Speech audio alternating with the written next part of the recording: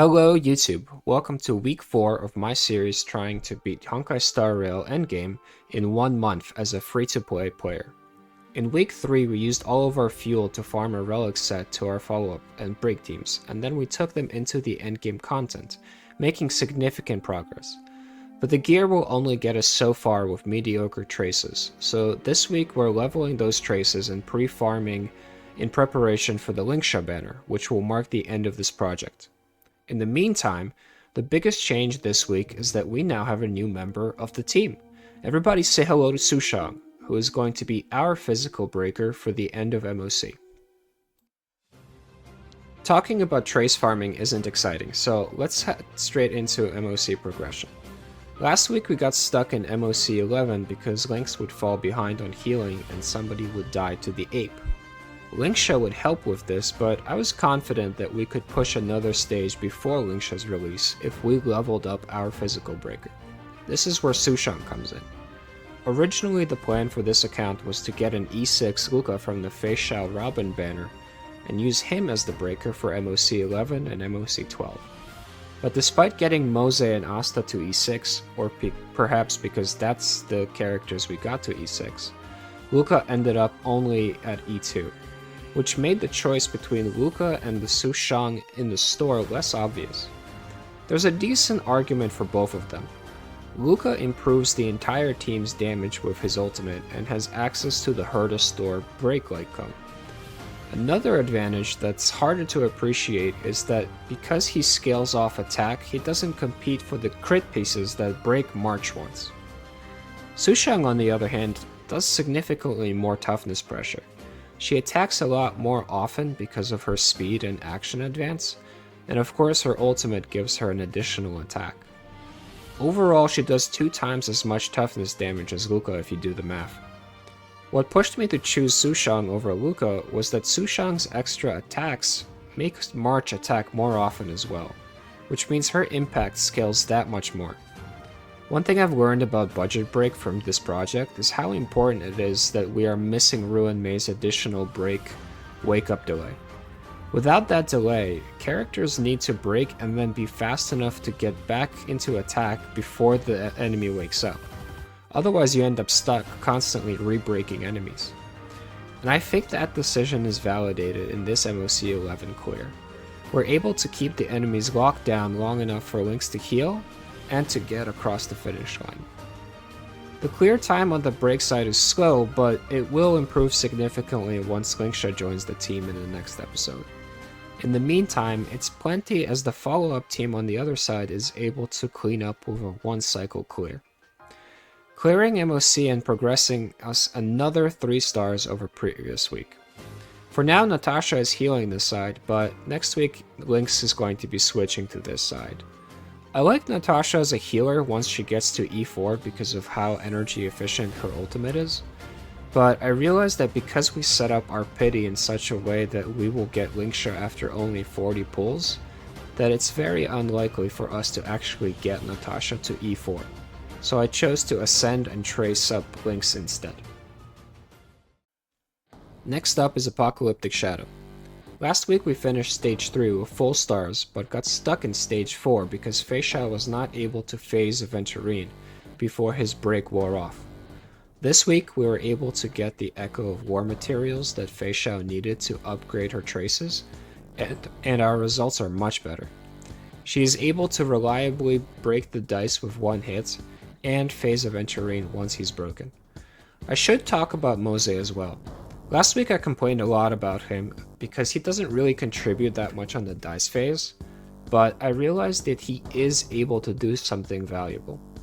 His Ascension Trace allows him to recover a skill point on his follow-ups, which usually gets recovered by his skill follow-ups, and allows him to be skill point neutral. However, this skill point recovery can also be triggered by the follow-up from his ultimate. So if we're just using basics, the ult allows him to be very skill point positive in the same way that Gallagher is, which allows our healer to skill when necessary without interrupting Feixiao's attacks. This lets us maintain tempo and finish the half with a respectable pace for 3 stars. Unfortunately, the story on the Super Break side is not so good. Basically, we don't have enough toughness, pressure, or break damage to efficiently push Fintilia's flowers or Fintilia herself before she resets her flowers. So we end up very slowly chipping away at her one flower at a time. This goes back to what I mentioned in the Sushang discussion about how important overall toughness pressure is for the budget break team, where every team member needs to be contributing. This account has been fairly lucky, but after hundreds of pulls it still hasn't seen a single copy of Gallagher, and for a boss like Fintilia, Lynx ends up being a liability. In some ways, that's one of the annoying things about budget break for new players, is that it really varies in its efficiency and effectiveness from boss to boss. I'm optimistic that we'll be able to solve this problem with Linksha and that her contribution will improve the team exponentially. Not only will our toughness damage increase, but she will also increase our super break damage. And being able to destroy more flowers will improve our break damage even further because of the buffs that they provide the team. In the meantime, we're able to do just enough damage in the second half to secure ourselves one additional star over the previous week. Finally, Pure Fiction. Last week we got 9 stars, but now we have a new Pure Fiction focused on break with new stages and new challenges for us. We needed Serval as a Lightning Sifu for several stages in MOC, and I was optimistic about her performance on 2 Lightning stages with Break Whimsicality, so I didn't mind investing in her, but unfortunately she underperforms and ends up holding us back. In some ways she is a good example of how the game has changed since launch. On paper she should be good here because she has a cheap ultimate, good eidolons, and really over-budgeted traces. But in practice, not having additional attacks through follow-ups, the way Herda and Himiko do, makes her really fall behind, as she's not able to efficiently clean up Pure Fiction waves. It's made worse by the fact that this break Whimsicality stacks faster when you do even minor super break damage, but without follow-ups, Serval isn't able to capitalize on that. It also doesn't help that the one of the ways Serval tries to compensate for this lack of follow-ups is through extra energy provided by her E2, but new players like ourselves don't have access to that. Although Serval underperforms, fortunately Fei Xiao and Himiko are able to catch us up on the other side. The basic strategy is to have Fei Xiao break anything that Himiko won't be able to, and to have the Whimsicality do the rest.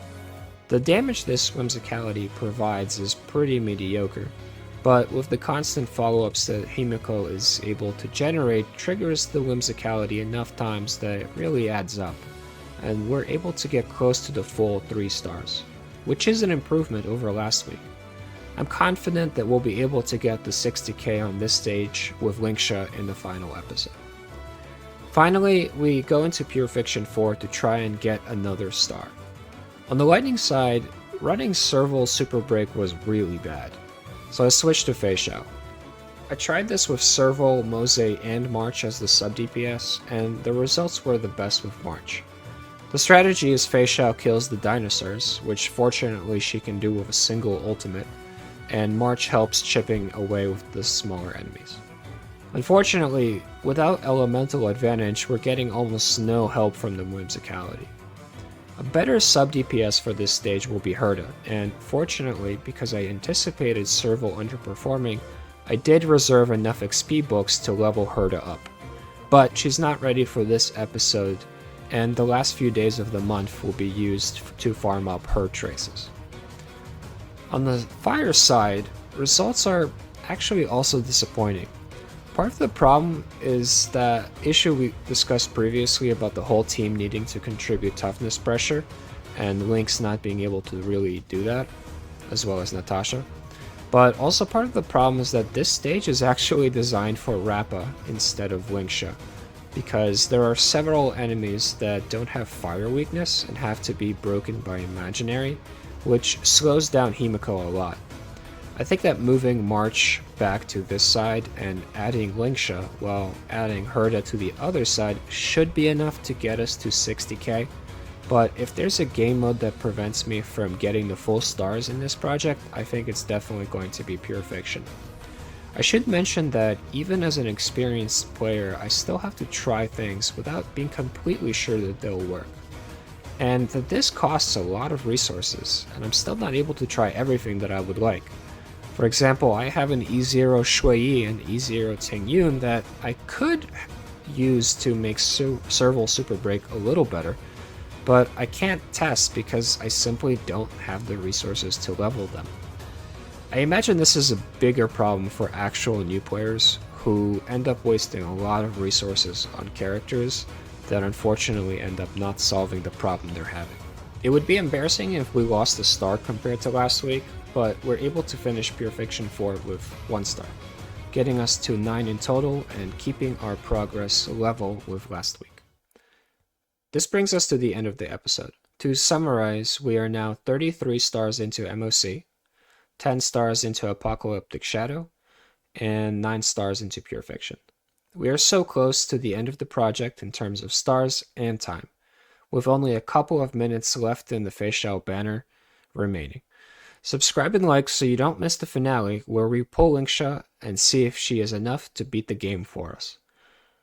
P.S. If you want the character builds, they haven't really changed since last week, so rather than me padding out the video length, just check the end of the week 3 video. Meanwhile, I'll see you in the next one.